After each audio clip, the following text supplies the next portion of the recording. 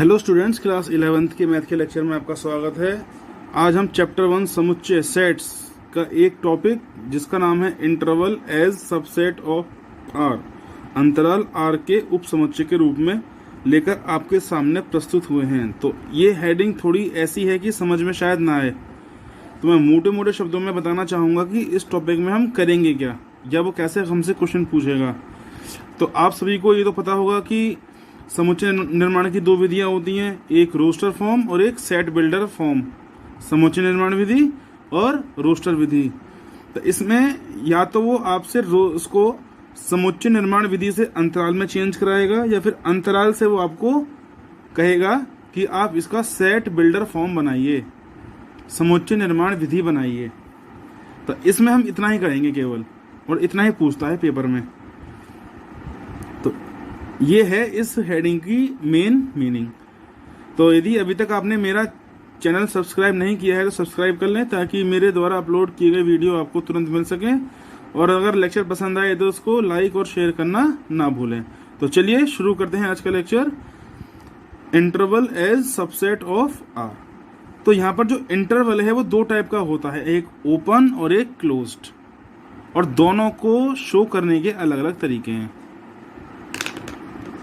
देखिए,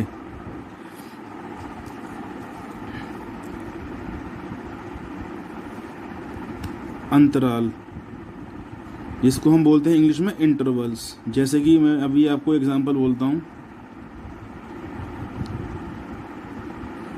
उसके नंबर या पूरी क्लास के नंबर 20 से 30 के बीच में हैं, तो ये क्या हो गया, इंटरवल 20, 30।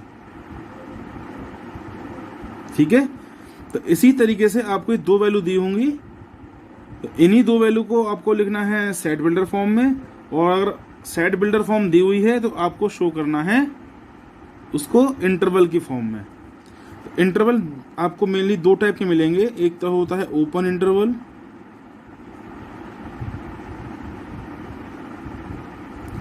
जिसको हम बंद करते हैं छोटे ब्रैकेट के अंदर, और दूसरा होता है क्लोज्ड इंटरवल,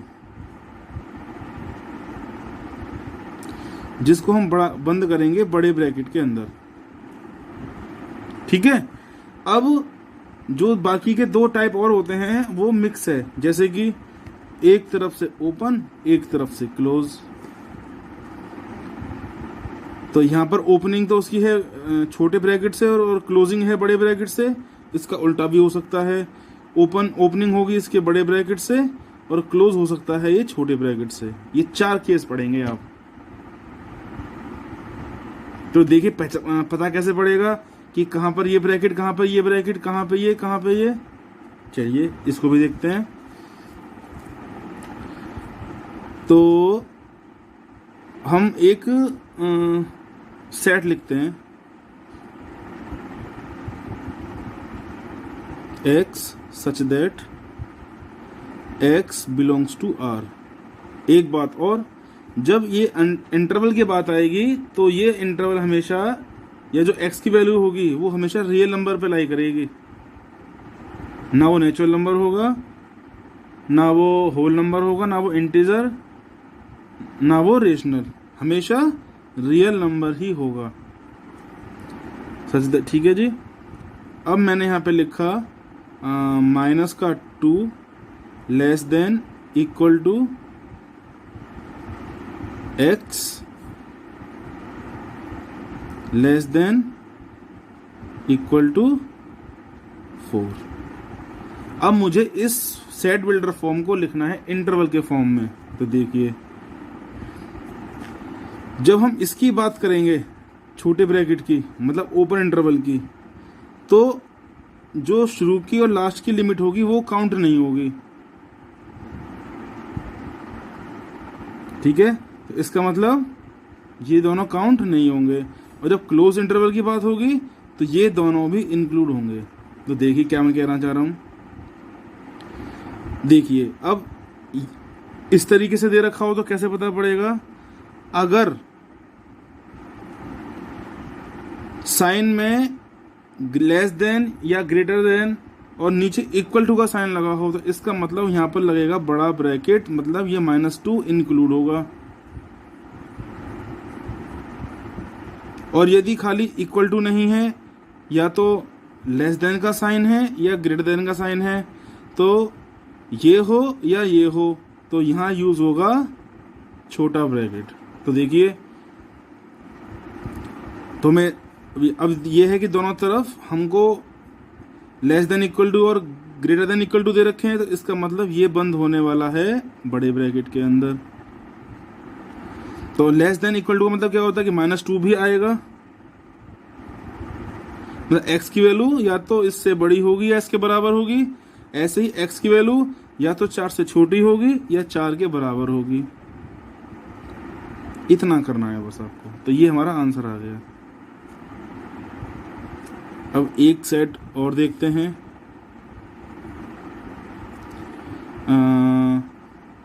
चलो यहाँ पर y ले लेते हैं, y बिलोंग्स टू r। अब लिखते हैं हम 0 less than x less than equal to 3। अब स्टार्टिंग में यहाँ पर लेस देन नहीं है, तो मतलब ओपनिंग होगी इसके छोटे ब्रैकेट से। 0 लिख लेंगे, कॉमा लिख देंगे, 3 लिख देंगे। अब 3 से पहले निशान है ग्रेटर देन इक्वल टू का, इक्वल टू आ गया तो मतलब इसकी क्लोजिंग बड़े ब्रैकेट से होगी। ठीक है, एक केस और देखते हैं। ये तो मैं अपने मन से लिख रहा हूँ, ठीक है बेटा। तो अब क्या लिखते हैं, x belongs to r 2 less than equal less than x और लेस देन 4। अब ग्रेटर देन या इक्वल टू का साइन तो कहीं भी नहीं है, ना ओपनिंग में ना क्लोजिंग में, तो दोनों तरफ क्या लगेंगे, राउंड ब्रैकेट या छोटे ब्रैकेट, और लिख देंगे 2,4। तो समझ में आ रही होगी बात। अब हमें ये दे रखा है, सपोज करिए अब हमें ये बनाना है, तो हमें इंटरवल दे रखा है, सपोज करिए -3 और 0। तो इसकी क्या बनेगी सेट बिल्डर फॉर्म, मजदा bracket x such that x belongs to r। ये तो आपको लिखना ही लिखना है, इसमें तो कोई चेंज करना ही नहीं है। अब चेंज यहाँ होगा, एक तरफ मैंने -3 लिख दिया, फिर मैंने यहाँ पर x लिख दिया, जो आप यहाँ लेंगे वही आप यहाँ लिखेंगे, और फिर मैंने 0 लिख दिया, ब्रैकेट क्लोज कर दिया। आप देखते हैं कि साइन कौन कौन से आएंगे। ये राउंड ब्रैकेट है, तो राउंड ब्रैकेट में हमेशा क्या आता है, इक्वल टू का साइन नहीं आता। ये 0 के पास भी राउंड ब्रैकेट है, तो इसका मतलब यहाँ भी इक्वल टू का साइन नहीं आएगा।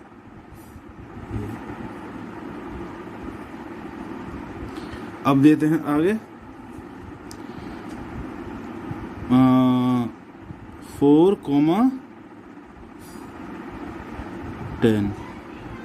अब चूंकि दोनों तरफ, अब देखिए यहाँ पर दोनों तरफ मतलब बड़े ब्रैकेट हैं, तो इसका मतलब दोनों साइड में इक्वल टू का साइन आएगा ही आएगा। तो x such that x belongs to r 4 less than equal to x less than equal to 10। ठीक है,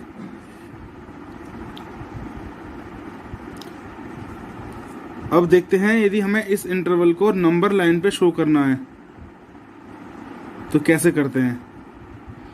ओपन है तो उसके लिए हम ये वाला सर्किल यूज करेंगे, एम्प्टी सर्किल बोलते हैं ऐसे, रिक्त गोला। ठीक है, और यदि क्लोज इंटरवल है तो हम इसको अंदर से फिल कर देंगे।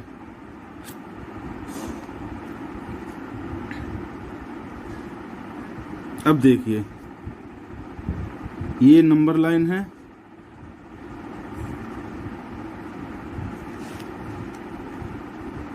मुझे शो करना है ये इंटरवल। तो मैंने ओपन के लिए बताया था, ये है ओपन के लिए और ये है क्लोज के लिए। ये भी ओपन, इधर से भी ओपन,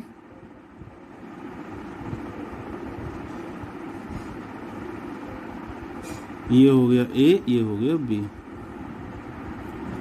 अब है क्लोज इंटरवल ए कॉमा बी, तो ये भी हम बंद कर देंगे, फिल कर देंगे, मतलब अंदर से शेडिंग कर देंगे, ये हो गया।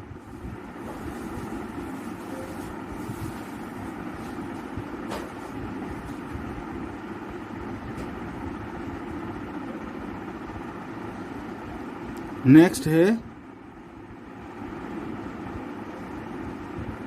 बड़ा ब्रैकेट्स ए कॉमा बी और छोटे ब्रैकेट से क्लोज है, तो ये तो ए हो जाएगा फिल्ड और ये हो जाएगा खाली बी।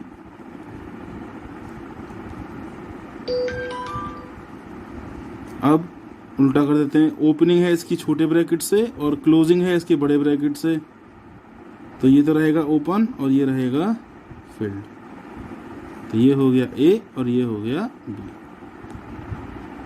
तो इस तरीके से हम इंटरवल को नंबर लाइन पे ऐसे शो कर सकते हैं। ये तो वैसे एक तरीका था बताने का, मेन तो आपका ये है। ठीक है, तो उम्मीद करता हूँ कि ये लेक्चर समझ में आपको आया होगा। यदि आपको कोई डाउट है तो आप मुझसे कमेंट करके पूछ सकते हैं। तो नेक्स्ट लेक्चर में हम एक्सरसाइज 1.3 के साथ मिलेंगे। Till then good bye.